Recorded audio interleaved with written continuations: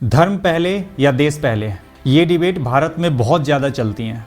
देश को धर्म से चलाना चाहिए या कानून से, ये भी डिबेट चलता रहता है। नमस्कार, मेरा नाम प्रणय कुशवाहा है और आज हम चर्चा करेंगे धर्म है क्या। अच्छा, ये वीडियो थोड़ी सी लंबी होगी क्योंकि मैंने इसमें ऐसे ऐसे तथ्य रखे हैं जिसको जानकर आपको बहुत आश्चर्य होगा। तो धर्म को हम ऐसे समझते हैं, हम समाज में रहते हैं, समाज परिवार से बनता है, परिवार रिश्तों और नातों से बनता है।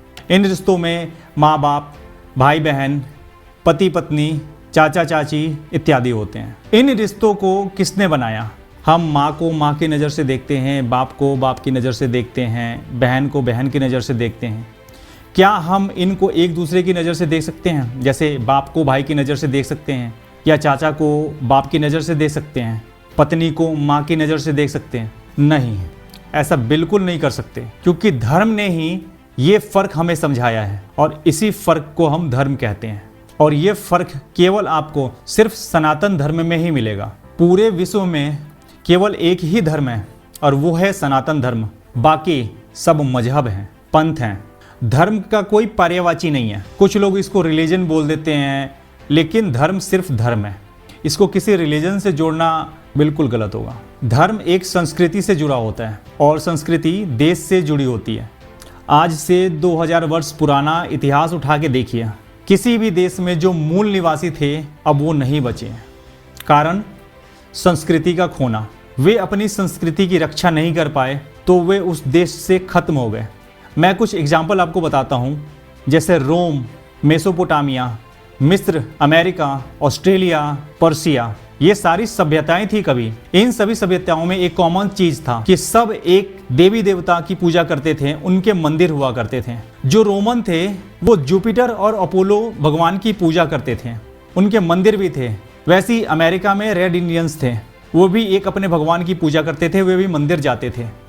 ऑस्ट्रेलिया में जो भी मूल निवासी थे वहाँ भी वो अपने भगवान की पूजा करते थे, उनके भी मंदिर थे।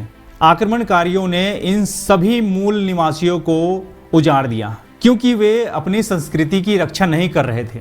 आज इन सभी देशों का क्या हाल है? अमेरिका में जो रेड इंडियंस थे वो 2.9% बचे हुए हैं। ऑस्ट्रेलिया के भी मूल निवासियों का भी यही हाल है। पर्सिया की मैं बात करूं, पर्सिया आज ईरान बना हुआ है। जो पारसी लोग हैं वो भारत में शरण लिए हुए हैं, जिसमें रतन टाटा भी हैं।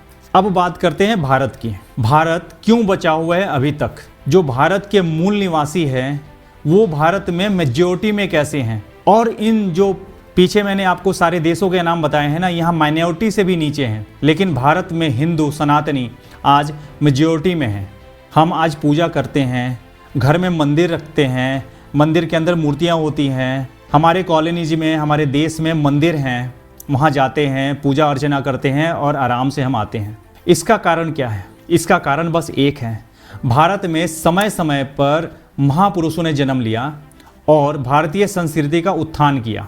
भारत में हजारों आक्रमणकारियों ने हमारे मंदिर तोड़े, हमारे देवालय तोड़े, लोगों का नरसंहार किया। क्या आप बता सकते हैं जो भी आक्रमणकारी विदेशों से आए थे, क्या वो अपनी सेना लेकर आए थे? और सेना भी लेकर आए थे तो कितनी सेना थी उनके पास कि पूरे भारत पे उन्होंने राज किया, हमें गुलाम बनाया। हम गुलाम क्यों बने? क्योंकि भारत में कुछ लालची लोग थे, जयचंद लोग थे। वो कहते हैं ना, किले का दरवाज़ा हमेशा अंदर से खुला था, नहीं तो किसी में हिम्मत नहीं थी कि किले को तोड़ सके। यानी कि हमारे अपनों ने ही हमें धोखा दिया। अंग्रेज जब भारत आए थे, क्या वो सेना लेकर आए थे? नहीं, वो यहीं आए और भारतीयों को, यानी लालची भारतीय, स्वार्थी भारतीयों को ही अपनी सेना में शामिल किया। आपको एक उदाहरण देके समझाता हूँ।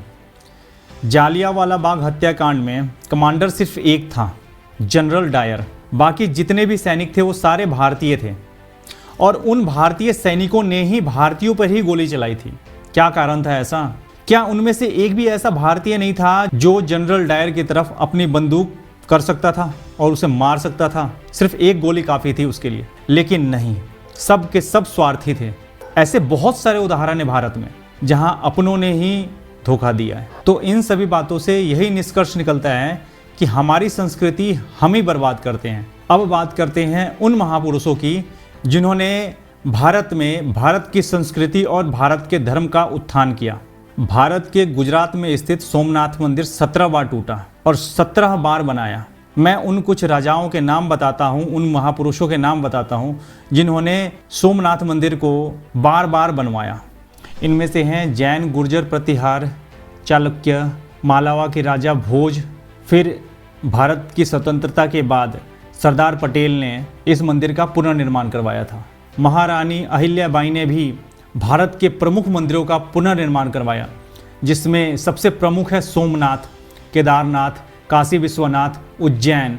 और आज के काल में भारत के यशस्वी प्रधानमंत्री श्री नरेंद्र मोदी ने राम मंदिर का पुनर्निर्माण करवाया, काशी विश्वनाथ के कॉरिडोर का उत्थान कराया, उज्जैन कॉरिडोर का उत्थान कराया। अब आप बताइए, बिना संस्कृति के, बिना धर्म के क्या कोई देश बच सकता है? आत्ममंथन कीजिए, लोगों को जागरूक कीजिए। और अंत में मैं यही कहना चाहूँगा कि हमारा यही धर्म सिखाता है कि देश पहले। तो देश बड़ा या धर्म बड़ा। आज के लिए बस इतना ही। मिलते हैं नेक्स्ट वीडियो में। भारत माता की जय।